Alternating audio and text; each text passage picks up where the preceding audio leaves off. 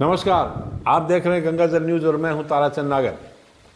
आज हम शहर की एक समस्या पर विचार करना चाहते हैं जिससे बहुत से लोग प्रभावित हैं और हमारा मानना है कि नगर पालिका को इस दिशा में प्रभावी कार्रवाई करनी चाहिए। शहर की पुरानी हवेलियां फलोदी के गौरवशाली अतीत की गवाही देती हैं और विदेशी सैलानी इन हवेलियों को देखने के लिए भी आते हैं। ये हवेलियाँ 100 से 200 साल तक पुरानी हैं और जब कभी पर्यटन की बात होती है तो इन हवेलियों के आस रहे नेता और अधिकारीगण कह देते हैं कि यहाँ पर्यटन उद्योग की बहुत संभावनाएं हैं, लेकिन इसके साथ ही हम उन पुराने मकानों की ओर ध्यान नहीं देते हैं जो इन हवेलियों के समान ही 200 वर्ष तक पुराने हैं, लेकिन अब ये मकान खतरनाक स्थिति में आ गए हैं और मकान नहीं खंडर रह गए। इन मकानों को अब हटाया जाना बहुत ज़रूरी हो गया है क्योंकि इनसे हादसों की आशंकाएँ बलवती होती जा रही हैं। फलोदी शहर में ये सोने मकान आसपास रह रहे लोगों के लिए परेशानी का सबब बने हुए हैं। इन मकानों के मालिकों को इससे कोई फ़र्क नहीं पड़ता क्योंकि वे बरसों बरस इधर झांकते तक नहीं हैं। बरसात के मौसम में इन खतरनाक मकानों से हादसे की आशंका सदैव बनी रहती है।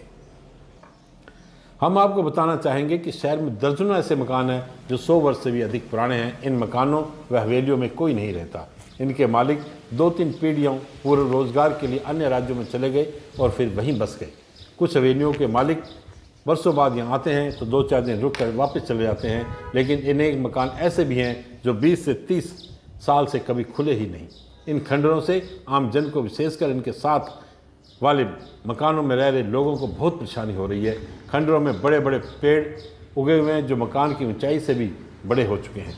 पेड़ों का कचरा अंदर ही पड़ा है जिससे बदबू आने लगती है। बरसात के दिनों में तो पर्यावरण बुरी तरह प्रभावित होता है। इन मकानों के आसपास रहने वाले लोग बताते हैं कि कई दफ़ा जब हवा का रुख उनके घरों की ओर होता है तब सांस लेना भी दुभर हो जाता है। इससे सांस की बीमारियां भी फैलती है। इन खंडर मकानों में सांप, बिच्छू और अन्य खतरनाक जीव जंतुओं ने बसेरा बना रखा है जो समय समय पर मकानों से बाहर निकलकर अपनी उपस्थिति जतलाते रहते हैं। यह हवेलियाँ और मकान शहर के झाबकों का बास, कोचरों का बास, सरदारपुरा, त्रिपोलिया बाजार, नाहटा स्ट्रीट आदि क्षेत्रों में ज़्यादा है।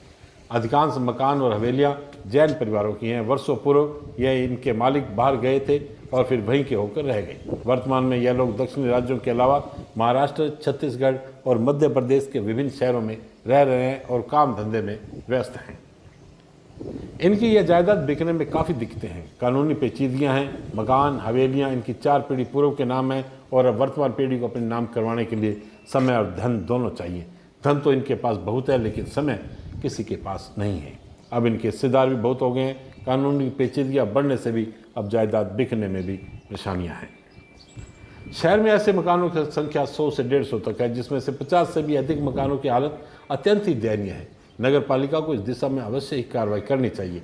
नगर पालिका के दबाव के बाद करीब 6 वर्ष पूर्व ऐसी एक खतरनाक हवेली को मालिक ने गिरवाया भी था। नगर पालिका अब इन खंडरों को लेकर क्या योजना बनाती है यह आने वाले समय में देखेंगे, लेकिन समस्या विकट है, इसमें कोई दो राय नहीं है। अब रुख करते हैं दूसरे समाचारों की।